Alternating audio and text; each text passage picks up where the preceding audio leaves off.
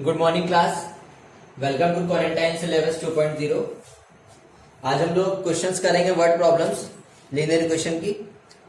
एक क्वेश्चन हम लोग करेंगे आरएस का, उसके बाद बाकी क्वेश्चन हम करेंगे सारे एनसीईआरटी के, ठीक है, जो कि सारे हर एग्जाम से पूछे जाते हैं वो सारे क्वेश्चंस, ठीक है। तो पहला क्वेश्चन हम करते हैं आरएस का। तो देखिए हमारा क्वेश्चन क्या है, cost of 5 pencils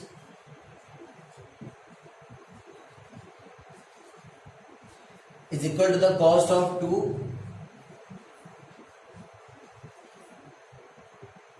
two pens, ठीक है। उसके बाद उसने बोला right a linear equation in 2 variables and represent the equation, मतलब खाली रिप्रेजेंट आपको करनी, ग्राफ नहीं बनाना है, ठीक है। तो देखिए उसने बोल के रखा हुआ है cost of 5 pencil is equal to the cost of 2 pens.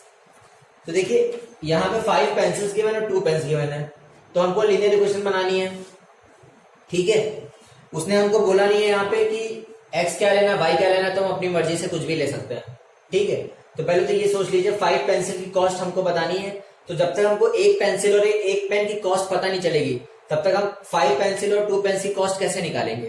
तो हम क्या करेंगे, एक की कॉस्ट हम मान लेते हैं, ठीक है। Let the cost of each pen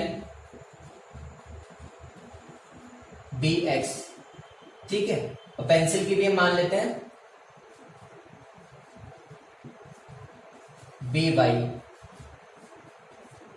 ठीक है। अब देखिए हमें इसको रिप्रेजेंट करना लीनियर इक्वेशन 2 वेरिएबल्स, बस ग्राफ नहीं बनाना, ठीक है। अब देखिए कॉस्ट ऑफ 5 पेंसिल्स किसके इक्वल, कॉस्ट ऑफ 2 पेन के इक्वल। अब बताइए अगर ईच पेन की कॉस्ट, हर एक पेन की कॉस्ट x रुपीज है, तो कितने पेन है यहाँ पे, 2 पेन है, तो कॉस्ट ऑफ 2 पेन कितनी हो जाएगी,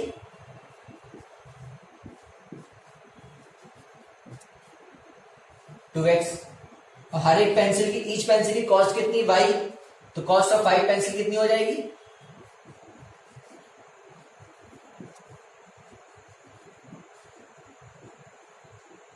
5y। अब देखिए ये दोनों आपस में इक्वल है तो हम इक्वल कर देते हैं, ये हमारी लीनियर इक्वेशन है 2 वेरिएबल बन गई। 5y आप चाहे तो इधर ले आइए, इस लीनियर इक्वेशन में हमारा c वाला टर्म नहीं है, आप देख लीजिए सिर्फ वेरिएबल्स हैं इसमें, ये जनरल फॉर्म होती है, या भाई ये वाला टर्म जो है हमारा 0 है, तो भी लीनियर इक्वेशन कही जाएगी। सिर्फ a और b कभी 0 नहीं होते हैं, ठीक है। अगर a और b 0 हो गए तो x और y भी 0 हो जाएंगे। तो ये हमारा आसान से क्वेश्चन था, ये उसमें कुछ नहीं था, 2x माइनस 5y, ठीक है। अब करते हैं एनसीईआरटी वाले क्वेश्चन। हमारा पहला क्वेश्चन है एनसीईआरटी का वर्ड प्रॉब्लम का, ठीक है।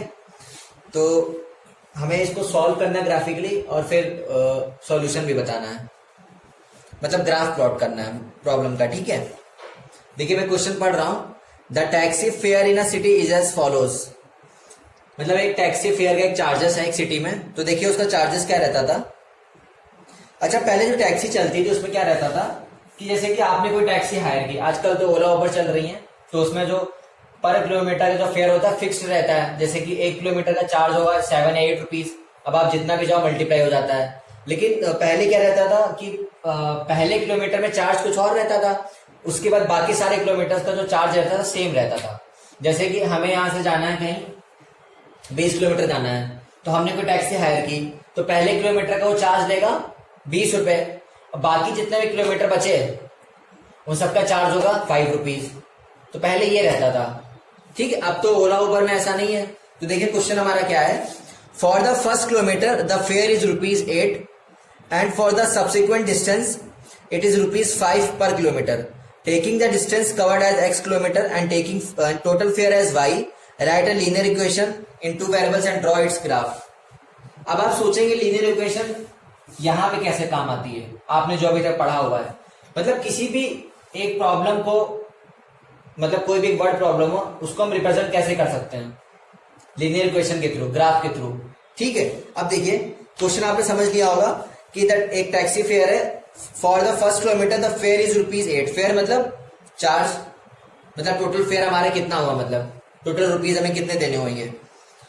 और for the subsequent distance it is ₹5 per kilometre. देखिए तो उन्होंने पहले आपको मेंशन कर दिया है कि डिस्टेंस हमको x लेनी है, फेयर y लेना है। अगर वो मेंशन नहीं करते तो आप अपनी तरफ से मान सकते थे, सपोज कर सकते थे y और x कुछ भी, लेकिन उन्होंने दिया है तो आपको वही लेना पड़ेगा, डिस्टेंस को x और फेयर को y। तो आपको लिखना पड़ेगा, देखिए ठीक है, लेट द टोटल डिस्टेंस, क्योंकि हमारा जो फेयर होगा डिस्टेंस के हिसाब से होगा ना, तो आपको टोटल डिस्टेंस को कुछ मानना पड़ेगा, उन्होंने दे के रखा हुआ है x किलोमीटर, ठीक है। और टोटल फेयर देखिए आप इसी तरीके से एग्जाम में करके आएंगे, टोटल फेयर इक्वल्स टू ₹बाई, फेयर होगा ना रुपीज में होगा ना, वो डिस्टेंस है तो किलोमीटर में होगी, ठीक है।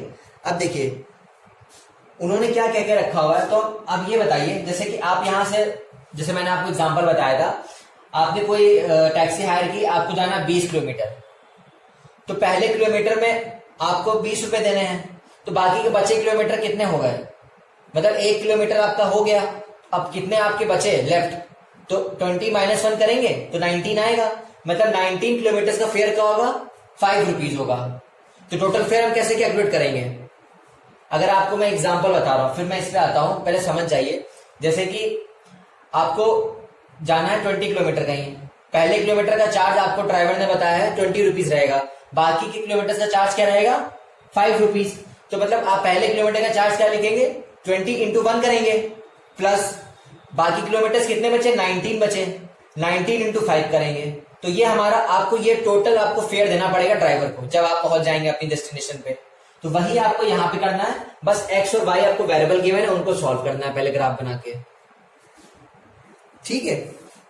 मतलब सॉल्व नहीं करना, मतलब आपको सिर्फ रिप्रेजेंट करना है, सॉल्व कैसे आप कर सकते हैं, ठीक है। सॉल्व उसने नहीं बोला है, आपको लीनियर इक्वेशन बनानी है, उसका ग्राफ बनाना है बस, ठीक है। तो चलिए हम क्या करेंगे, यहाँ पे टोटल फेयर हमने y माना हुआ है, ठीक है। अब ये बताइए, सॉरी टोटल फेयर रहने दीजिए, हम लेट द फेयर हम मान लेते हैं, टोटल फेयर तो अभी हमने कैलकुलेट करेंगे, नहीं ठीक है कोई दिक्कत नहीं, टोटल फेयर जो हमें देना पड़ेगा वो ठीक, कोई दिक्कत नहीं। अब चलिए अब ये बताइए उसने क्या देके रखा हुआ है, for the first kilometre there fare is ₹8। अब ये बताइए अगर x किलोमीटर है तो अगर हम फेयर कैलकुलेट करेंगे तो टोटल फेयर हमारा y है, जो भी कैलकुलेट होके आएगा वो यही तो आएगा। तो पहला किलोमीटर कितना है हमारा, अगर x किलोमीटर है, टोटल डिस्टेंस x है, तो पहले किलोमीटर की बात हो रही तो हम 1 लिखेंगे ना, 1, तो फेयर कितना है, ₹8, तो 8 मल्टीप्लाई कर देंगे। अब देखिए बाकी ये बताइए टोटल डिस्टेंस x किलोमीटर है, जैसा हमने 20 बताई थी, अगर 1 निकल गई तो कितनी बची, 20 - 1, तो यहां टोटल है x, तो x - 1 करेंगे। अब बाकी सारे किलोमीटर का फेयर कितना है, 5। देखिए ये हमारी लीनियर इक्वेशन बन गई सिंपल तरीके से। तो इसको कैसे लिख सकते हैं, 8 + 5x - 5। अब देखिए 8 - 5 कितना होता है, 3, तो 3 + 5x, ठीक है। तो हम इसको ऐसे लिख सकते हैं, y = 5x + 3, ठीक है। अब देखिए इसका ग्राफ बनाना है, तो हम यहां पे वैल्यूज रखते हैं x और y, ठीक है। x1 रखेंगे, यहां पे कुछ भी आप रख लीजिए, जो आपको चलिए 0 भी रख सकते हैं, आप कुछ भी रख सकते हैं, ठीक है। ठीक, चलिए हम पहले 0 आपको दिखा देते हैं। अगर x 0 रखते हैं तो y कितना आएगा, ये 0 हो गया तो y 3 आएगा, ठीक है। अब ये बताइए x1 रख दें तो y कितना आएगा, y 8 आएगा, ठीक। अब देखिए y0 अगर हम कर दें तो वो रहने दीजिए, क्यों, देखिए मैं आपको क्यों समझा रहा हूं। अगर आपने y0 आंसर गलत नहीं आएगा, अगर आपने y0 कर दिया तो 5x = -3, आपको x मिलेगा फ्रैक्शन में, आपको प्लॉट करने में दिक्कत होगी, तो मत रखिए y0, हमने x0 रख दिया, इसीलिए हम नहीं रख रहे हैं। आंसर तब भी आएगा, कोई दिक्कत नहीं, इंटीजर वैल्यू नहीं हमको मिलेगी, ठीक। अब यहाँ x2 रखिए, अगर आप 2 रखते हैं, 2 मत रखिए, अगर आप 2 रख देंगे तो y चला जाएगा 13, अगर 2 रखते हैं 5 × 2 = 10 + 3 30, काफी लंबा चला जाएगा। तो अब ऐसा करिए 3 × 5 = 15, और लंबा चला जाएगा, चलो ठीक है कोई दिक्कत नहीं, प्लॉट कर लेंगे। तो हमारा ये y आएगा 13। हमने कहा था मिनिमम आपको 3 पॉइंट निकालने ग्राफ बनाने के लिए, ठीक है। x1 रखा तो y8 मिलेगा, x2 रखा तो y13 मिलेगा। आप y में भी रख सकते हो, ऐसा कोई दिक्कत नहीं था, जो आपको सही लगे। अब चलिए ग्राफ प्लॉट करते हैं इसका।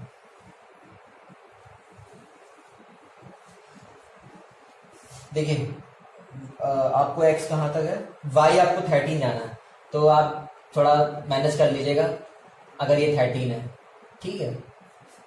थोड़ा आपको इसमें क्लियर नहीं हो पाया, ग्राफ पर नहीं है ना।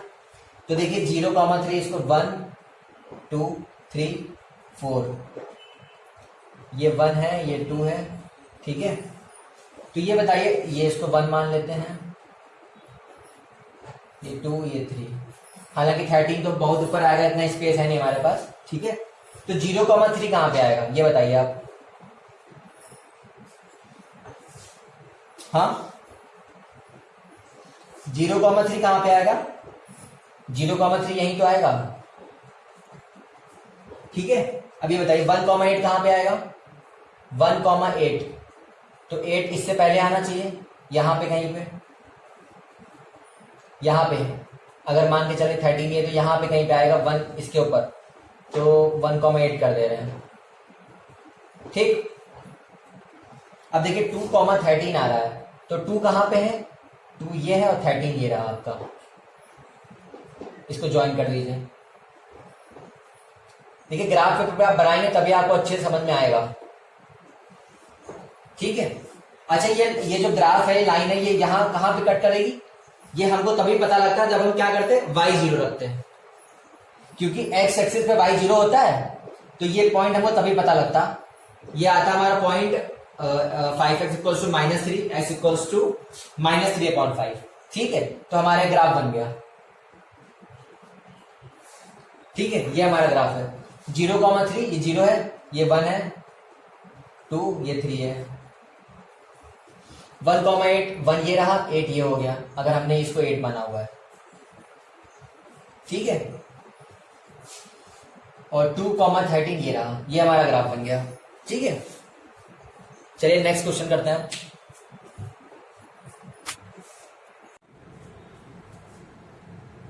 ये हमारी दूसरी वर्ड प्रॉब्लम है, ठीक है।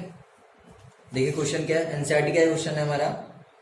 If work done by a body on application of a constant force is directly proportional to the distance traveled by the body, express this in the form of an equation in 2 variables, ठीक है।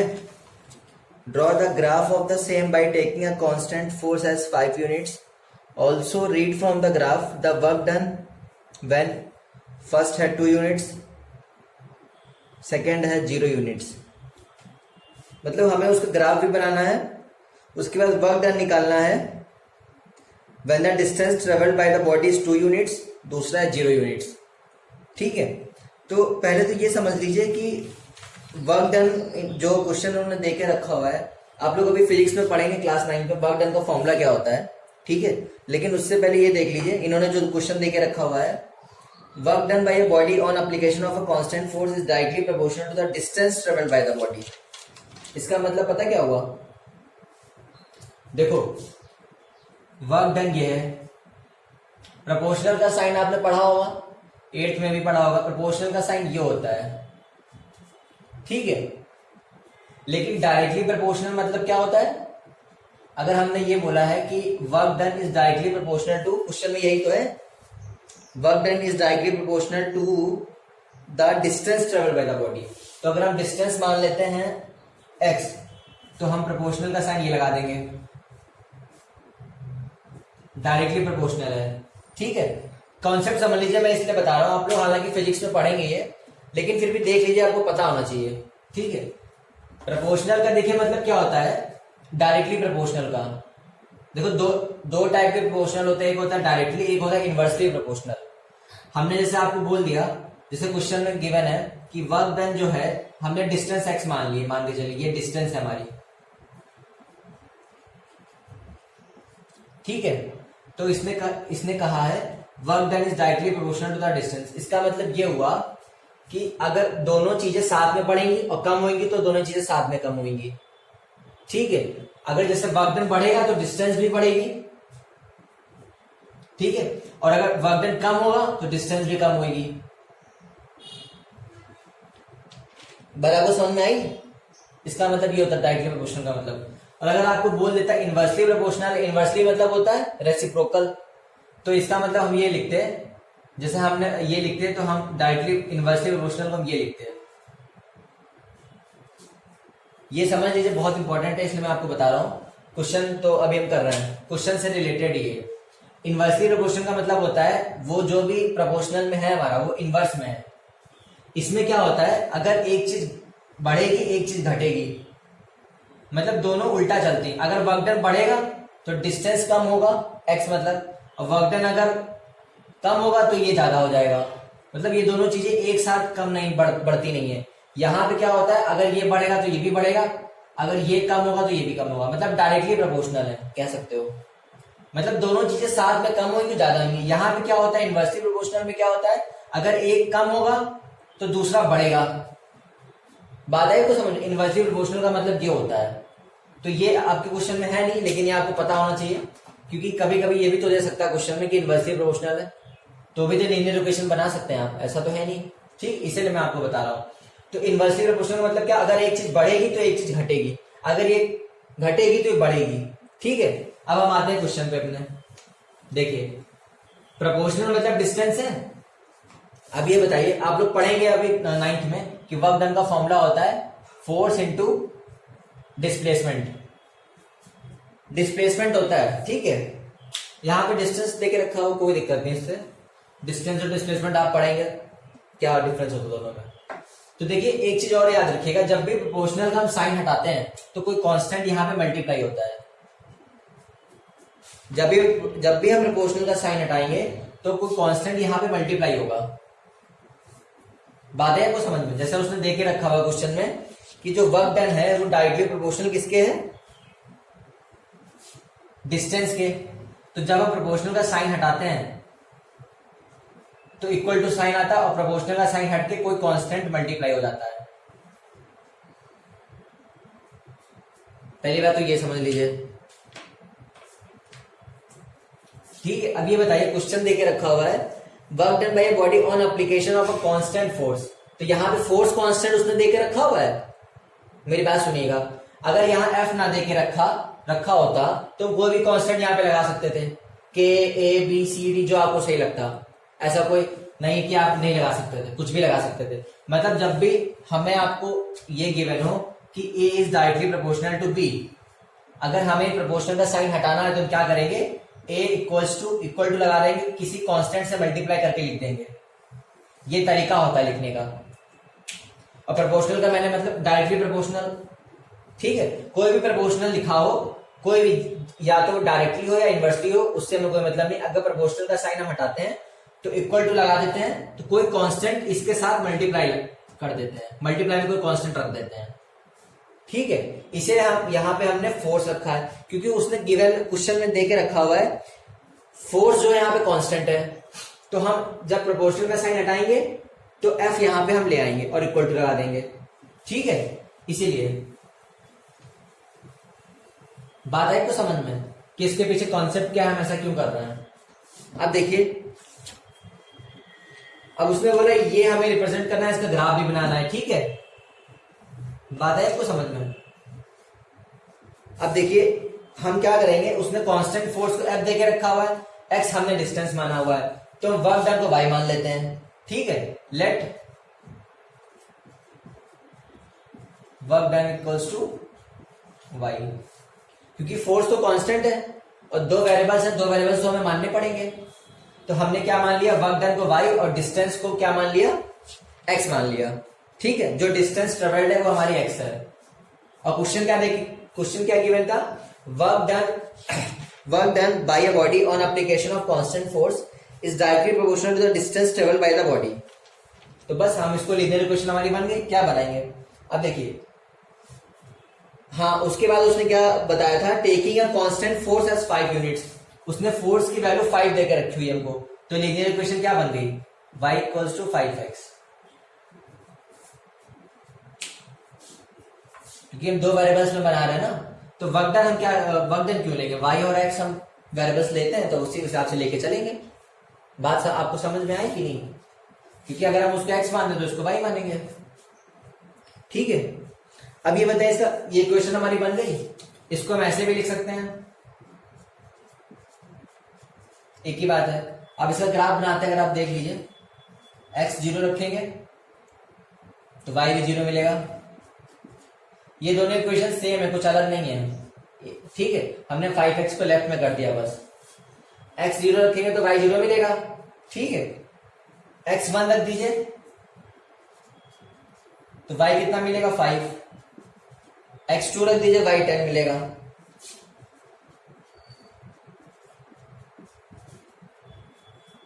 ठीक है, तो ये आपको समझ में आ गया हो कि हमने किया क्या है। जब भी प्रोपोर्शनल का हम साइन हटाते हैं, कोई भी दो चीजें जो प्रोपोर्शनल होती हैं, तो जब भी प्रोपोर्शनल का साइन हटाते हैं तो इक्वल टू का साइन आता है, कोई कांस्टेंट यहाँ पे मल्टीप्लाई में आ जाता है।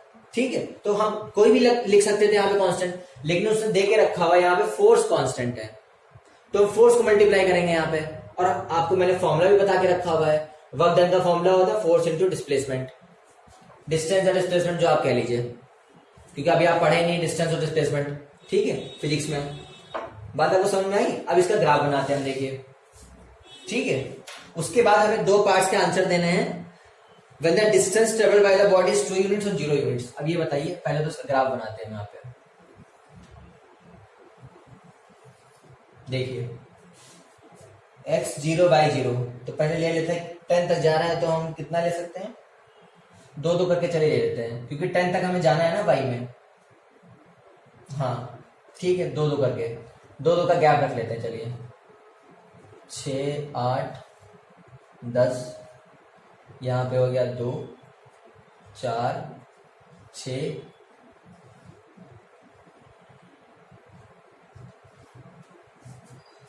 ठीक है। अब देखिए हमारा पॉइंट्स कौन कौन से हैं। 0,0 तो यहाँ पे आ जाएगा, पता है आपको। x, y लेंगे ना, 1,5, 1 यहाँ पे कहीं होगा, कहाँ पे बने। हाँ देखिए यहाँ पे हमने 2 मीटर का डिस्टेंस लिया है, 2 यूनिट का, तो 1 यहाँ पे कहीं होना चाहिए। ठीक है, अब ये बताइए 5, ये 1 है, 5 यहाँ पे आएगा बीच में इसके, तो ये हमारा 5 हो गया। ठीक है, अब देखिए 2,10 है। अब देखिए ये 2 है हमारा, और ये क्या हमारा 10 है। इसके ऊपर जहां पे जाएंगे वो हमारा 10 हो जाएगा। अब देखिए लाइन अगर हम ज्वाइन कर देंगे तो हमारा बन गया ग्राफ। आप देखिए स्ट्रेट लाइन आएगी अगर आप ग्राफ पे बनाएंगे। हमारे पास ग्राफ पेपर नहीं है, दूसरी बात बोर्ड है हमारे पास, तो इसलिए आपको स्ट्रेट नहीं दिख रहा है। और भी पॉइंट्स ले सकते थे, कोई दिक्कत नहीं थी। ठीक है, देखिए मैंने 2 का गैप इसलिए ले लिया, आपके पास ग्राफ पेपर तो आप 1 का ले लीजिएगा, कोई दिक्कत नहीं है, क्योंकि यहाँ हमारे पास स्पेस कम थी। अगर 1 लेते काफी लंबा चला जाता, तो हमने थोड़ा छोटे कर दिए, 2 का गैप ले लिया। लेकिन आप एक चीज याद रखिएगा, दोनों तरफ जो भी गैप लीजिएगा बराबर लीजिएगा, एक्स और वाई एक्सिस पे। ठीक है, ये हमारा ग्राफ बन गया। अब देखिए उसने क्वेश्चन क्या देकर रखा हुआ है, हमको वर्क डन निकालना है अगर distance travel by the body 2 units है। तो ये बताइए, ये हमने डिस्टेंस माना है, डिस्टेंस हमने एक्स मानी है, तो ये हमारी डिस्टेंस हो जाएगी, यही तो हमारी डिस्टेंस है। और वाई हमने क्या माना है, वर्क डन है, तो ये हमारा वर्क डन हुआ जाएगा कि नहीं, वाई एक्सिस, ये हमारा डिस्टेंस है। ये आप याद रखिएगा, हमने लेट किया हुआ डिस्टेंस ट्रेवल्ड एक्स है और वाई हमें वर्क डन माना हुआ है, तो वर्क डन वाई एक्सिस पे है, डिस्टेंस एक्स एक्सिस पे हो गई जाके। क्लियर है, उसने बोला distance travelled by the body is 2 units. अगर डिस्टेंस ट्रेवल है बाय द बॉडी तो 2 यूनिट्स अगर हम जाएंगे तो यहीं पे 2 यूनिट्स जाएगा। ध्यान रखिएगा, ये हमको ग्राफ से बनाना है, मतलब बताना है। हालांकि निकाल तो यहां से भी सकते हैं। देखिए अगर हमने x2 रखा तो हमारा y कितना 10 आता है, लेकिन उसने बोला है क्वेश्चन में also read from the graph, मतलब हमें ग्राफ से मतलब दिखाना है कि वो अगर डिस्टेंस 2 यूनिट्स है तो हमारा वर्क डन कितना होगा। तो यहाँ पे 2 यूनिट्स यहाँ पे देख लीजिए, जहां पे ये पॉइंट मीट करेगा वही हमारा वर्क डन हो जाएगा। तो हमारा वर्क डन कितना आएगा, 10 यूनिट्स आएगा। तो हम क्या लिखेंगे पहले पार्ट का आंसर, अगर x2 है, ठीक है, तो y हमारा 10 हो जाएगा, 5 2 10। हाँ, और y हमारा वर्क डन था, तो वर्क डन हमारा 10 यूनिट्स है। ठीक है। दूसरा देखिए पार्ट क्या है, दूसरा पार्ट है हमारा जीरो। अगर डिस्टेंस जीरो है, मतलब यहां से कहीं गया नहीं, यहां से खुद से डिस्टेंस जीरो होती है, आपको पता होगी। तो जब जीरो है, जब एक्स जीरो है तो जीरो पे मतलब तो वाई भी तो जीरो हो जाएगा। अगर हम एक्स जीरो यहां से डिस्टेंस देखेंगे तो वहां से वाई की भी तो डिस्टेंस जीरो हो गई, क्योंकि जीरो का जीरो यहीं पे तो होता है। तो क्या लिखेंगे, अगर एक्स जीरो है तो वाई भी जीरो हो जाएगा, ठीक है। तो वर्क डन भी तो जीरो ही आएगा। वर्क डन हमारा कितना हो गया, 0 यूनिट्स, ठीक है। चलिए अब नेक्स्ट क्वेश्चन करते हैं। ये हमारा नेक्स्ट क्वेश्चन है एनसीईआरटी का, क्वेश्चन नंबर 8। एफ है यहाँ पे फ़ारेनहाइट, सी है यहाँ पे डिग्री सेल्सियस, ठीक है। तो ये एक फॉर्मूला गिवन है, F equals to 9/5 bracket C plus 32। तो ये आपको पता क्या है, कन्वर्जन है ये टेम्परेचर का, आप लोग पढ़ेंगे इसको साइंस में भी, फिजिक्स में भी। तो ये टेम्परेचर का कन्वर्जन है, मतलब एफ होता है फ़ारेनहाइट, सी होता है डिग्री सेल्सियस, ठीक है। यूनिट है टेम्परेचर के अलग अलग। तो देखिए मेरा हमारा क्वेश्चन क्या है, in countries like USA and Canada temperature is measured in Fahrenheit, whereas in countries like India it is measured in degree Celsius, ठीक है। Here is a linear equation that converts Fahrenheit to Celsius. मतलब वो ये कह रहे हैं यहाँ पे एक लीनियर इक्वेशन है जिसके वेरिएबल्स एफ और सी हैं। हम एक्स और वाई मान रहे थे, यहाँ पे एफ और सी गिवन है, ठीक। उससे कोई मतलब नहीं है, दो वेरिएबल होने चाहिए, हमारे दो वेरिएबल हैं। ये लीनियर इक्वेशन है, टू वेरिएबल है, ध्यान से देखिए, एक एफ वेरिएबल है, एक सी वेरिएबल है, प्लस कांस्टेंट है यहाँ पे।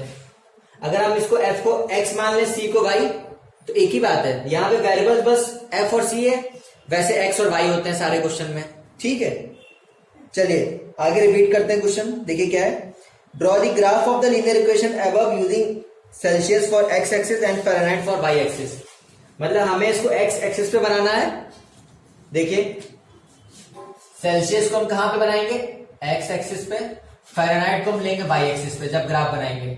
उसने पहले आपको बोल दिया है, अगर नहीं बोला होता तो आप कुछ भी ले सकते थे, एक्स और वाई, ठीक है।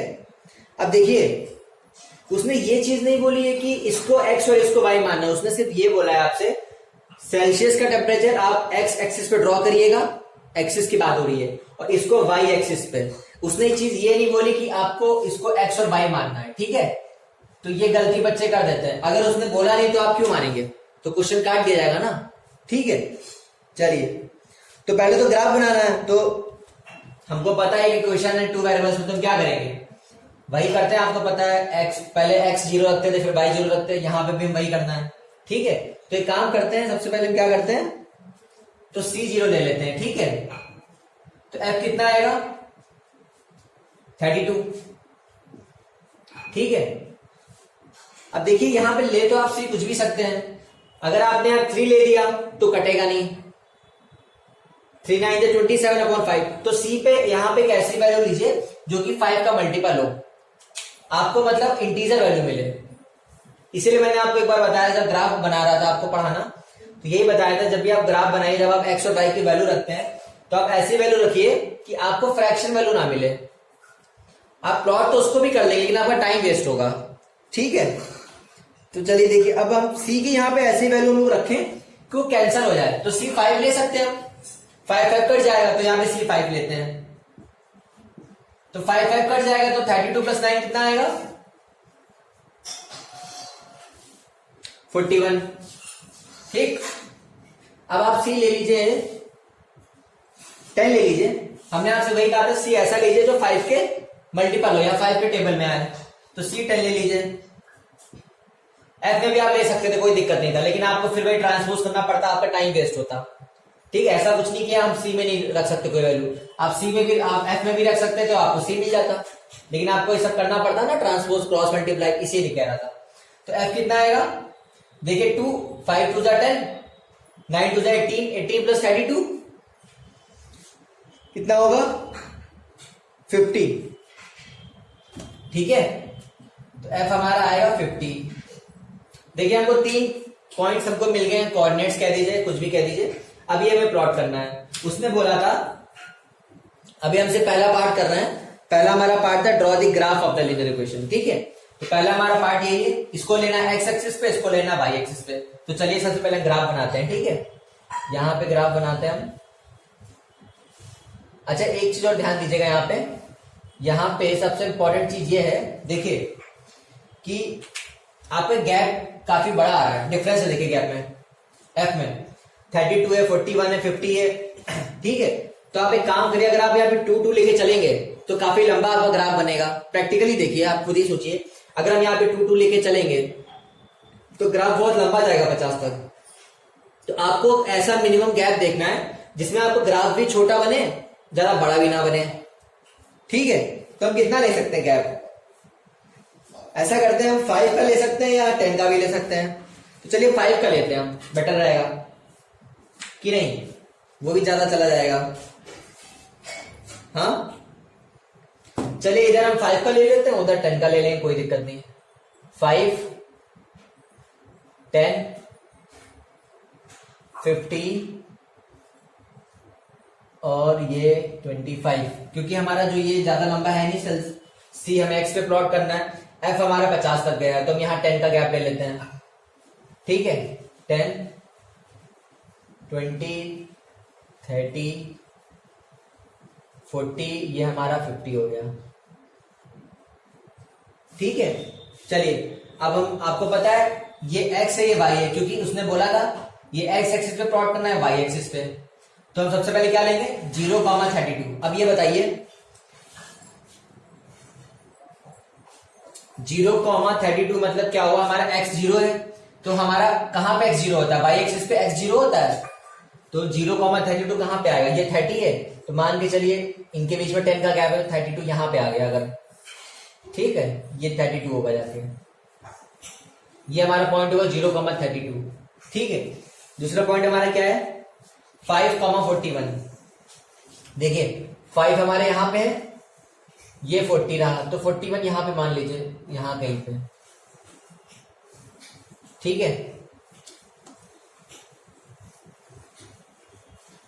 उसके बाद क्या हमारा 10,50, तो 10 हमारा कहां पे, 10 हमारा ये रहा, ये 10 है, और 50 हमारा ये रहा। इसके ऊपर देखिए आप, ये देखिए स्केल तो है नहीं, तो आप देख लीजिएगा जहां पे लाइन मीट करे वो हमारा पॉइंट, ये तो स्ट्रेट लाइन तो हमारी जा नहीं रही है, ठीक है। तो ये हमारा पॉइंट हो गया, 10,50 हमें लेना था, ठीक है, ठीक है। अब इसको ज्वाइन कर दीजिए, ये आपकी लाइन ड्रॉ हो गई, ठीक है। ये हमारा ग्राफ बन गया उसका, 0,32, 5, ये आपको मैं बना दे रहा हूं, इससे आपको डाउट ना रहे, 5,41 है, ठीक है। ये आपको लाइन बनानी होगी ग्राफ में, वरना आप खुद ही गलत कर देंगे, ये चीज हमेशा आप याद रखिएगा, ठीक है।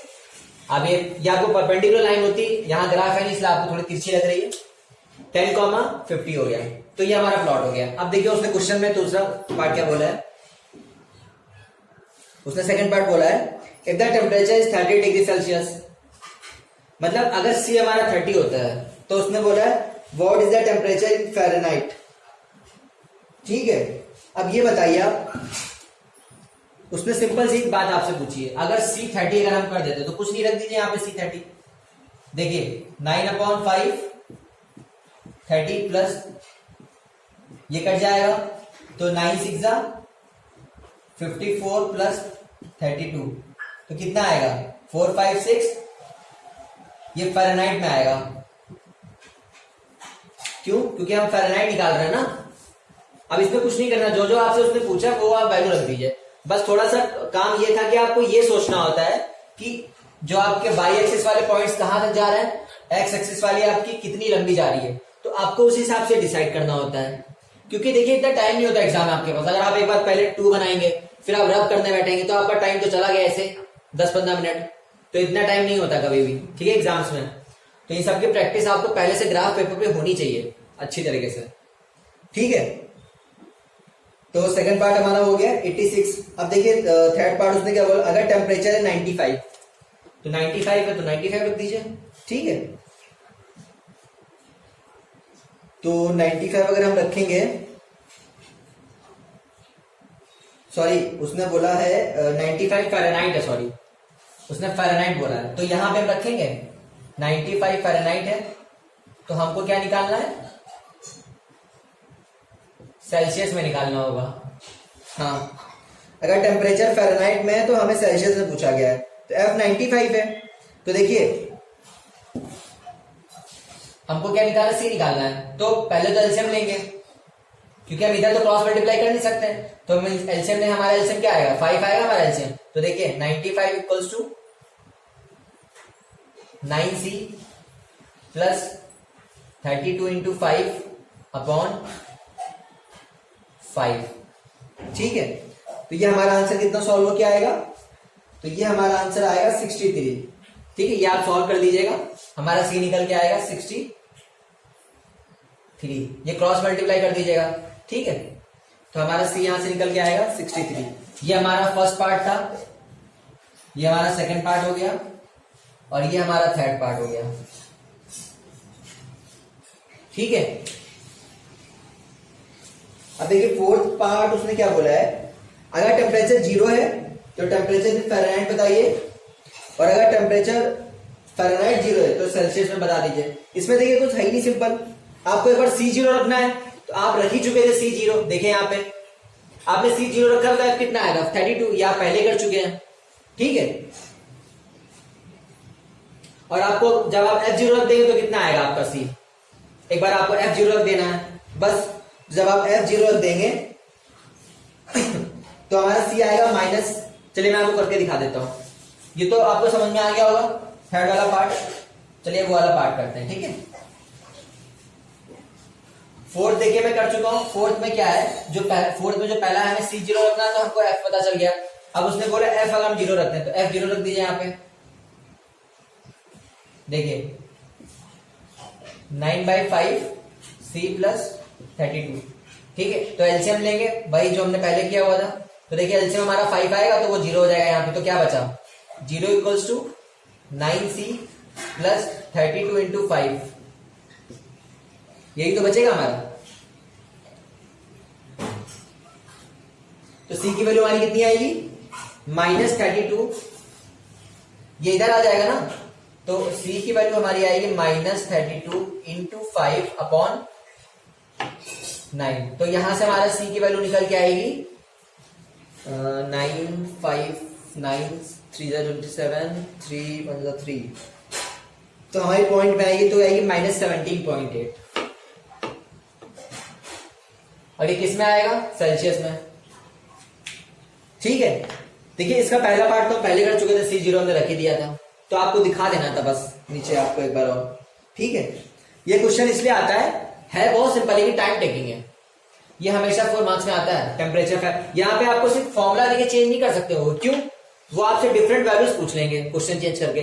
फॉर्मूला यही होता है, जो ये फॉर्मूला आप पढ़ रहे हैं या रियल में होता है फॉर्मूला, ये ऐसे उन्होंने बना के नहीं दिया है, ठीक है। तो ये चीज याद रखिएगा, बस आपको वैल्यूज हमेशा चेंज कर लेंगे कि अगर बताइए C हम 100 रखेंगे तो F कितना आएगा, बस यही कर सकते हैं और कुछ नहीं, ठीक है। टैक्सी फेयर वाला ये वाला क्वेश्चन हमें हमेशा आता है। देखिए फिफ्थ पार्ट क्या है, is there a temperature which is numerically the same in both the Fahrenheit and Celsius, if yes find it. मतलब अगर ऐसा कोई टेम्परेचर है तो हमें वो निकालना पड़ेगा। तो अब इन्होंने क्या पूछा है बताइए, इन्होंने आपसे ये पूछा है क्या कोई ऐसा टेम्परेचर है न्यूमेरिकली जो हम वैल्यू दोनों की सेम रखें, ठीक है। तो हमारा जो वैल्यू आनी चाहिए तो वो क्या है, वो हमें निकालनी है, ठीक है। देखिए लास्ट पार्ट हम करते हैं। लास्ट पार्ट आपको समझ में आया क्वेश्चन क्या है, उसने ये बोला है कि हमारी ऐसी कौन सी वैल्यू है F और C में जो कि हम यहां पे रखें, सेटिस्फाई कर जाए दोनों को, मतलब दोनों की वैल्यू सेम हो जाए। मतलब F और C की उसने हमसे ऐसी वैल्यू पूछी है जो कि हम वैल्यू यहां पे अगर उसकी रख दें F और C की, तो दोनों LHS और RHS हमारे इक्वल आ जाए। तो हमसे उसने ऐसा टेम्परेचर पूछा है, यही तो क्वेश्चन है। उसने क्या पूछा है, is there a temperature which is numerically the same in both the Fahrenheit and Celsius. अगर ऐसा है, इफ यस फाइंड इट, तो हम क्या करते हैं, हमें पता तो है नहीं, तो मान लेते हैं कि दोनों अगर सेम है देख लेते हैं, अगर सेम आ जाते हैं, कोई ऐसी वैल्यू निकल के आएगी तो हम उसको मान लेंगे वही वैल्यू हमारी होगी। तो हमने उन दोनों को मान लिया कोई एक ऐसी वैल्यू है जो कि सेम है, लेट कर लेंगे ना, तभी तो पता कर पाएंगे। तो लेट कर लेते हैं। अब देखिए यहां पे अगर हम रखते हैं k equals to 9/5 k plus 32, k की हमको वैल्यू निकालनी है, तो यहां ले आते हैं k minus 9/5k equals to 32। अब देखिए इनमें k कॉमन है तो k कॉमन ले लीजिए, तो 1 माइनस 9/5 आएगा। तो देखिए 5 एलसीएम आएगा, 5 1 5 माइनस 9, तो k की वैल्यू k के मल्टीप्लाई में आ जाएगा माइनस का 4/5 इक्वल्स टू 32। अभी उधर जाएगा, ठीक है। तो अब देखिए k इक्वल्स टू आएगा 32 इंटू 5 अपॉन माइनस यहां पहले से, तो 4 8 जा 32, मतलब k की वैल्यू हमारी आती है माइनस का 40, क्योंकि माइनस था ना यहाँ पे, तो हमारी k की वैल्यू निकल आई। अगर नहीं निकल के आती तो हम बोलते हैं ऐसी कोई वैल्यू नहीं है, लेकिन निकल के तो आती, क्योंकि अगर हमने उसको सेम माना है। अब देखिए उन्होंने बताया है कि ऐसी कोई वैल्यू बताई, आपको मैं वेरीफाई कराता हूं। देखिए हमारी k की वैल्यू हमारी क्या आई है 40, तो यही हमारा फ़ारेनहाइट है, यही हमारा सेल्सियस है, क्योंकि हमने इन दोनों को k मान लिया था, टेम्परेचर सेम माना था, तो इसकी वैल्यू 40 आई। अब देखिए इसकी वैल्यू यहां रखते हैं, आपको सेटिस्फाई करके दिखाते हैं। देखिए ये दोनों है तो F और C, इन दोनों को हमने K मान लिया था। अब यहां पे आप रखिए 40 इक्वल्स टू, देखिए सॉरी माइनस 40 आया है, ठीक है, तो F की वैल्यू 40 आई है, तो देखिए 9, ठीक है, नहीं सही है, हाँ, तो देखिए 9/5 इंटू C में रखेंगे तो माइनस 40, ठीक है, तो प्लस 32, 5 8 जा 40, देखिए माइनस 40 यहां पे, 9 8 जा कितना होगा 72, तो माइनस का 72 प्लस 32। अब देखिए 2 2 0 आ जाएगा, 7 से 3 निकालेंगे तो कितना बचेगा माइनस का 4। ये देखिए वेरीफाई हो गया हमारा आंसर। ये सिर्फ मैंने आपको चेक करके दिखाया है, ठीक है। ये एक्स एक्सिस मैंने बनाया हुआ था, ये मैं हटा दे रहा हूं इससे आपको कंफ्यूजन ना रहे, ठीक है। हमने यहां पे वैल्यू रखी 9 8 जा माइनस 72 प्लस 32 माइनस 40, तो देखिए हमारा वही टेम्परेचर हमारा सेम वेरीफाई कर रहा है। ये मैंने आपको करके दिखाया, ये आपको करना नहीं था, सिर्फ मैं आपको चेक करवा रहा था, ठीक है। तो ऐसे क्वेश्चन बस पूछे जा सकते हैं, इसलिए टेम्परेचर वाला क्वेश्चन हमेशा आता है एग्जाम में, ठीक है। हमने कुछ नहीं किया, देखिए एक बार रिकॉल कर लेते हैं। उसने हमसे एक ऐसी न्यूमेरिकली वैल्यू पूछी थी जो कि इन दोनों को सेटिस्फाई करे पूरी इक्वेशन को, तो वो वैल्यू तभी निकलेगी जब हम इन दोनों को सेम मानेंगे। तो हमने कुछ भी वेरिएबल लेट कर लिया, कुछ भी लेट कर सकते थे, के, जब हम के लेट करके हम उसकी वैल्यू निकालते हैं, जो भी के की वैल्यू आई हम यहाँ पे रख देंगे, क्योंकि हमारी वही तो वैल्यू है। तो आखिरी में आंसर क्या लिखेंगे, देखिए minus 40 degree Fahrenheit and minus 40 degree Celsius are the temperatures, ठीक है, क्योंकि दोनों ही हमारे सेम हो गए ना। तो लास्ट में आप आंसर ये लिख दीजिएगा minus 40 degree Fahrenheit and minus 40 degree Celsius are both the temperatures, ठीक है। नेक्स्ट क्वेश्चन करते हैं हम। एक चीज और है, थर्ड वाले क्वेश्चन का आंसर हम लोगों ने शायद गलत निकाल दिया है। जो थर्ड वाला पार्ट था जिसमें f की वैल्यू 95 है, जिसमें f हमें 95 रखना होता है फ़ारेनहाइट में, तो उसमें आंसर हमारा कुछ आई थिंक गलत आ गया, तो उसमें करेक्ट आंसर है 35। कैलकुलेशन मिस्टेक है थोड़ी सी, आप लोग देख लीजिएगा, अपने आप चेक कर लीजिएगा, ठीक है। तो कभी कभार हो जाती है कैलकुलेशन मिस्टेक, तो उसका आंसर हमारा जो आया वो गलत आया है, शायद 80 समथिंग कुछ आया है, याद नहीं आ रहा मुझे। तो उसका आंसर 35 है करेक्ट, कैलकुलेशन मिस्टेक थोड़ी सी उसमें, ठीक है। थर्ड वाले पार्ट की बात कर रहा हूं, ठीक है। ये हमारा लास्ट क्वेश्चन है एनसीईआरटी का, ठीक है। एनसीईआरटी का नहीं, मतलब हमारा लास्ट क्वेश्चन है ये। तो देखिए क्वेश्चन क्या है, Yamini and Fatima are 2 students of class 9th of a school.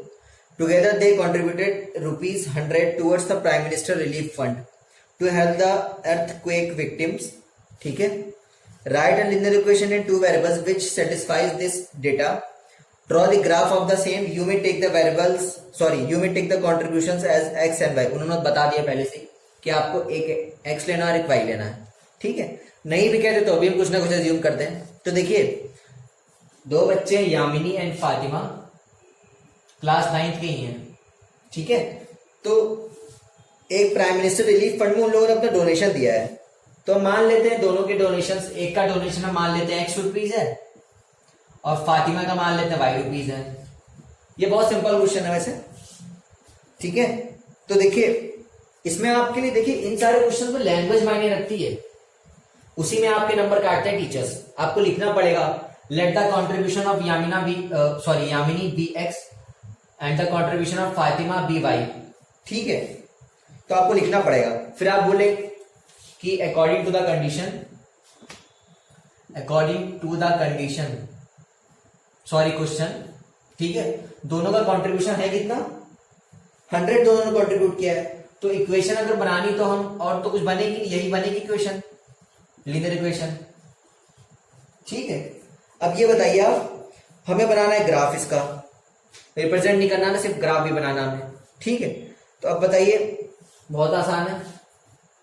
x 0 ले लेते हैं तो y 100 आएगा. ठीक है, और x 100 ले लेंगे तो y 0 आएगा.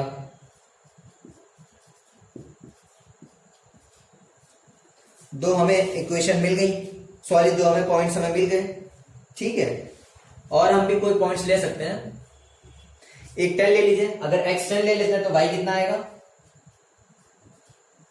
x 10 ले लेंगे तो y आएगा 90.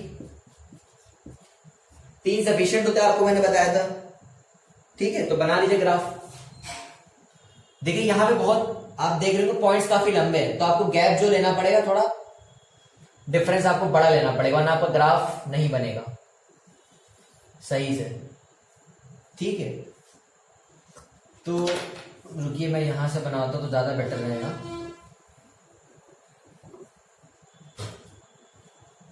ठीक है,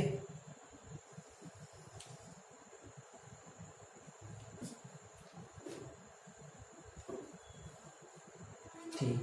देखिए यहाँ 10 लेते हैं, ये 30, ये कम से कम जाएगा 100 तक, मान के चलिए आप 100 तक ज्यादा, तो ये भी 100, क्योंकि आपका इसमें जो पॉइंट्स हमारे बड़े हैं इसीलिए. ठीक है, तो यहाँ पे ऐसे काम नहीं चलेगा, आपको 5 पे डिफरेंस लेंगे तो काफी लंबा चला जाएगा. अगर आप चाहें तो 20 का भी ले सकते थे, 20, 40, 60, 80, 100, कोई दिक्कत नहीं था. अब देखिए 0,100 कहां पे आएगा, यहां पे आएगा. दूसरा 100,0 वो यहां पे आएगा. इसको मिला दीजिए. सॉरी, ये लाइन स्ट्रेट नहीं गई है, यहां पे आएगा वैसे तो. ठीक है, दूसरा पॉइंट हम ले लें 10,90, तो 10 यहां पे ले लीजिए कहीं पे, तो 90 यहां पे, तो यहां कहीं पे मीट करेगा मान के चलिए आप. ठीक है, तो आपका दूसरा पॉइंट है. तो आपके देखिए 3 पॉइंट हो गए. आपको पहली बात तो मेन पॉइंट्स आपको मिल ही गए थे, x और y वाले. अब बीच में जितने भी आप पॉइंट्स वैल्यू रख सकते थे, ये हमारा ग्राफ हो गया. ठीक है, ये तो बहुत आसान क्वेश्चन था. तो अगर आपको ये मेरी वीडियो अच्छे से समझ में आ गई हो प्रॉब्लम सम्स की, तो प्लीज लाइक एंड सब्सक्राइब कर दीजिएगा. ठीक है, थैंक यू.